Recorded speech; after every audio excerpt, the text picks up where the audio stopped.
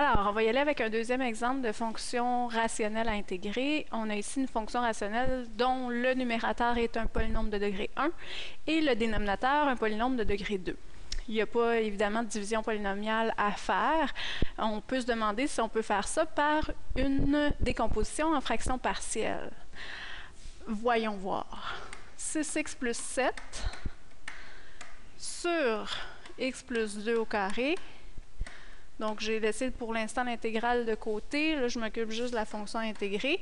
Je me demande, est-ce qu'il existe des constantes a et b qui satisfont la décomposition suivante? Donc, quelque chose de ce type-là, x plus 2 au carré, la décomposition aurait l'air de a sur x plus 2, les puissances inférieures à 2 ici, et les puissances justement jusqu'au degré 2. Fait que x plus 2 au carré. Si on a des constantes a et b, en fait, elles devraient satisfaire cette correspondance-là. Je vais développer ça ici en mettant sur le même dénominateur. Donc, le dénominateur commun, c'est sûr que je pourrais multiplier x plus 2 par x plus 2 au carré, mais ça ne sert à rien parce que, en fait, j'ai juste besoin de x plus 2 au carré. Il suffit, pour la première fraction ici, de multiplier par x plus 2 en haut et x plus 2 en bas. Pour la deuxième, on a déjà notre dénominateur qui est x plus 2 au carré. Ce qui fait qu'on obtient ax plus 2a plus b divisé par x plus 2 au carré. Si je compare cette fonction-là à celle de départ, ce sont deux fractions qui sont égales, le dénominateur est égal, donc forcément le numérateur est égal. Les numérateurs plutôt sont égaux. Le coefficient devant x ici doit correspondre au coefficient devant x ici. 6 est égal à a. Et la partie constante ici, en fait, en haut, on a une droite, 6x plus 7. L'ordonnée à l'origine correspond à 2a plus b.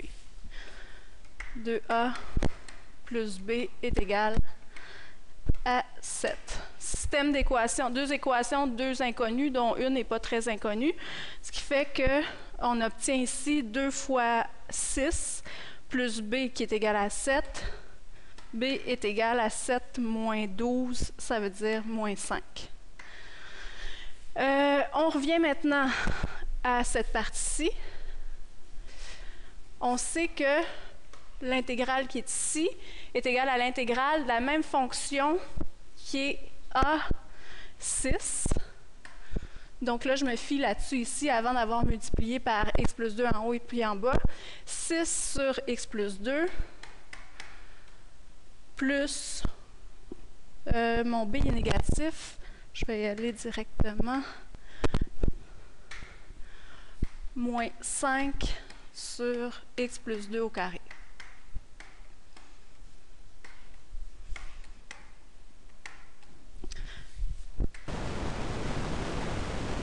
Alors, par la magie de la technologie, me voici avec mon intégrale.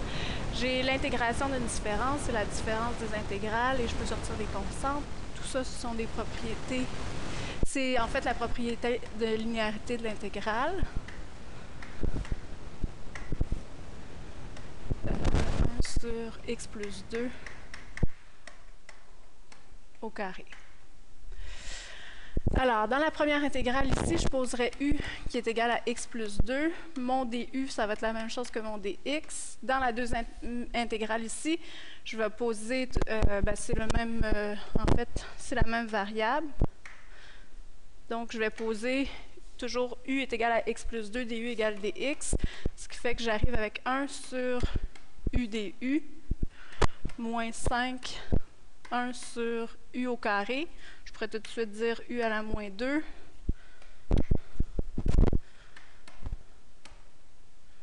Du.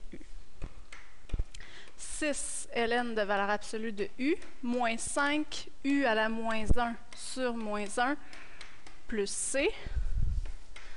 6 ln de valeur absolue de x plus 2 plus 5 sur u, qui est en fait x plus 2, plus c, et c'est ma réponse finale. Merci.